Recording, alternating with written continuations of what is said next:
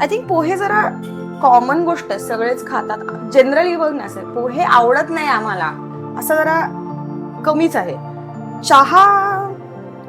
चहाचं जरा modern evolution आहे, ना आवडणं वगैरे, चहा न पिणं. Otherwise it's again a very common thing. दिवस नाही ना यार, जस्ट फॉर दिस मला असं वाटतं की हे करावं एकदा. काय नाही हो, पोहे करायचे होते मला जरा,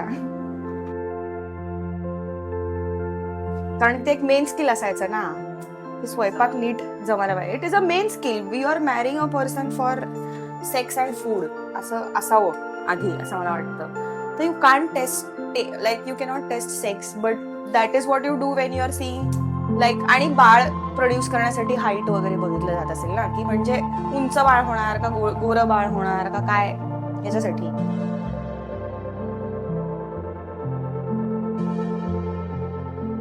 हॉबीज वगैरे तर उगाच विचारतात, म्हणजे त्यांनी काही फरक पडत नाही. काही हॉबी असली, unless it is I like partying, अशी हॉबी असली कोणाची,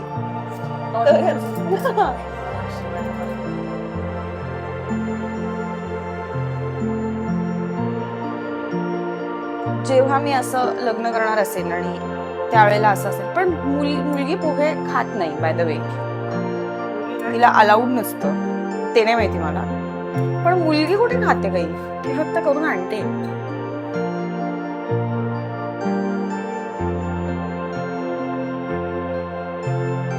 चला, त्याचं का, लेट्स गो.